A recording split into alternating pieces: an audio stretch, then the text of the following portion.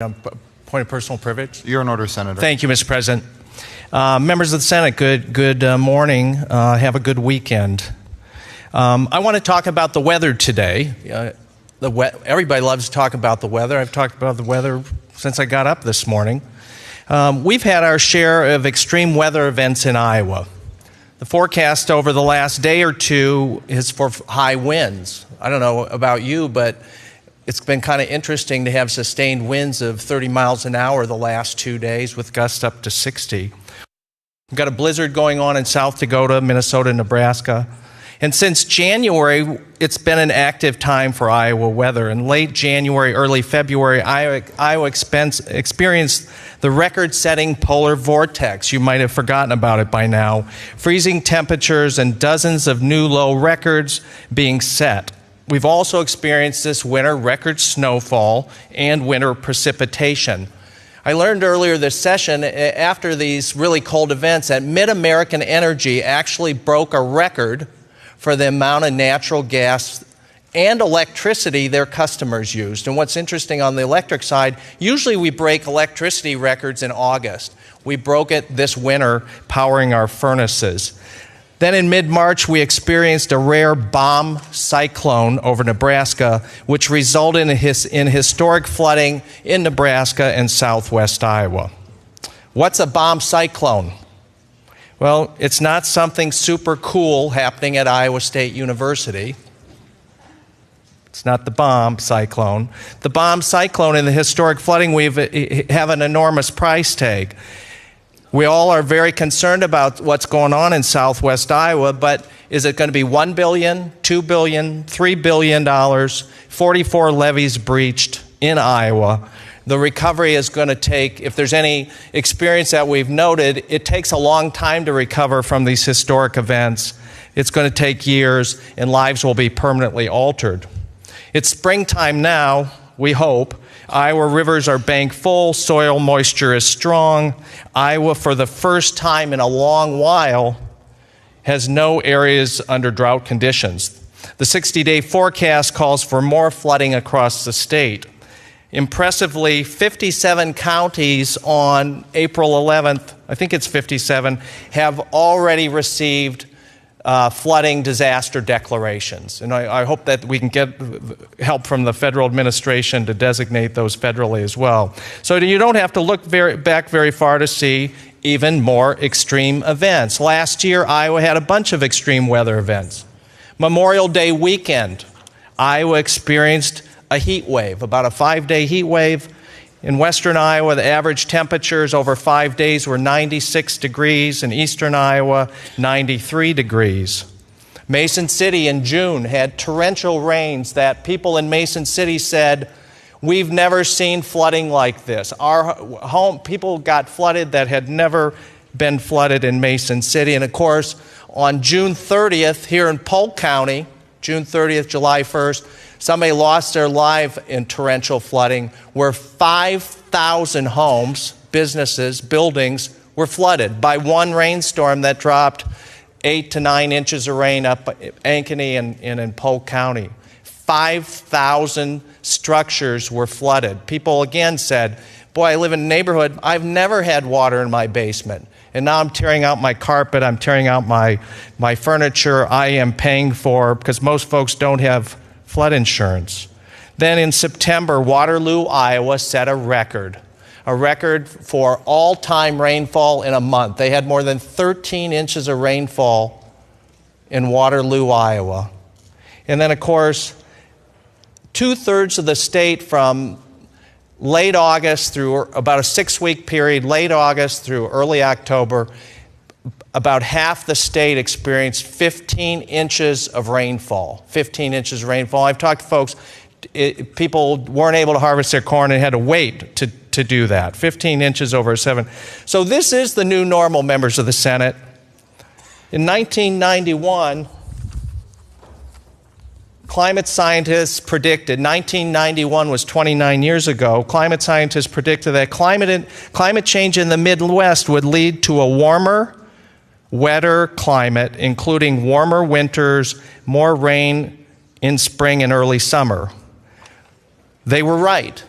in 1991. Iowa's weather and climate has changed right before our eyes. So the question is, how have we responded? Well, communities across the state have responded really proactively. Nearly 4,500 properties since 1993 have been purchased and bought out, gotten out of harm's way. Each year, through the work of the Iowa legislature, this year we're going to spend $30 million in the communities across the state that we're going to allow to capture sales tax to apply to their flood-related projects. Of course, Cedar Rapids recovery price tag, $4 billion. In Iowa City, our city council raised Dubuque Street 12 feet so that when the Iowa River floods, people can get in and out of a campus. B Branch in Dubuque, Flashy Creek, $30 million just in this last couple years spent to try and control the flooding in Dubuque. And of course, the recovery at the University of Iowa from the 2008 flood was $1 billion. And another really good thing we did, and I'm not objective about this, but the creation of the Iowa Flood Center has helped all sorts of communities become more resilient. All of these millions in spending is to deal with extreme weather events. We are spending like crazy to adapt to climate change that is already here right now. So what does the future hold? What do climate scientists today tell us about the future? Well, now, in a report from last fall, U.S. climate scientists are projecting by mid-century in Iowa, 5-day heat wave temperatures will increase by about 7 degrees Fahrenheit. Today, an average heat wave is about 90 to 95 degrees for 5 days. 7-degree increase for an average year, and by 13 degrees Fahrenheit once per decade. So if you figure the numbers, 7 degrees a couple times a decade would raise those temperatures to 100 to 102. And if we had once a decade, by mid-century heat wave that temperatures were 13 degrees Fahrenheit higher, it'd be 108 to 112 degrees for 5 days. Now, I don't know, I'm not an ag guy, but I don't know how you keep a hog cool for 5 days when it's 110 degrees if you don't have air conditioning. Scientists also suggest that the strongest rainfall events of the year, covering areas as large as a third of Iowa, are projected to double in intensity by mid-century, with most of that change coming before 2025. These are really sobering and scary predictions. Heat waves and even more intense rainfall. More warming, more humidity, more extreme rainfall events. So what are we doing to proactively adapt to more extreme events?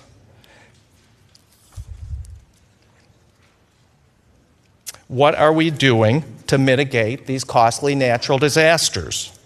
What are we doing to reduce carbon emissions? Unfortunately, not very much. In fact, we are driving in reverse, notwithstanding the fact that we're going to react to what just the bomb cyclone, and we better get after reacting because people need our help. But what are we doing proactively?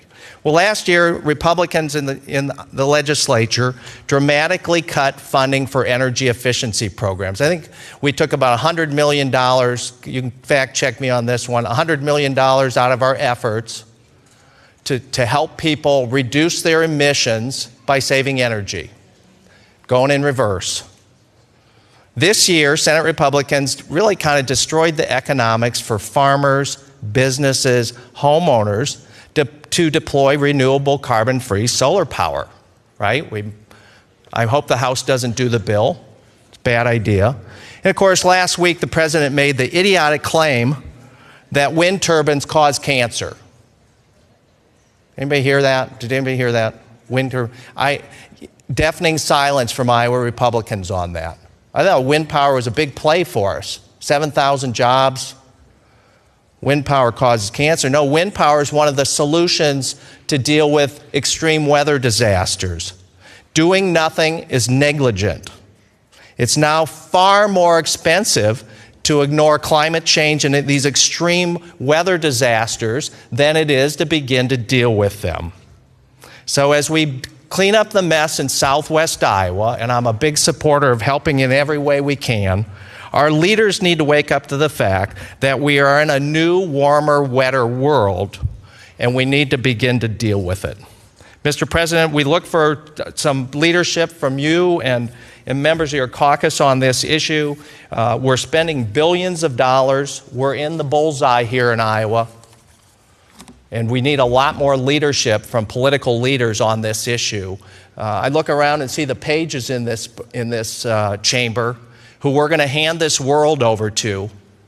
You know, at mid-century, these kids are going to be 50 years old, and they're going to be in a world of hurt because the adults in this room, the political leaders in this room, have ignored this issue. And frankly, here in Iowa, we're going in exactly the wrong direction. Thank you, Mr. President. For what purpose does the senator from Black Hawk, Senator Dotzler, seek the floor? Thank you, Mr. President. Would I be in order for a point? You're in order, Senator.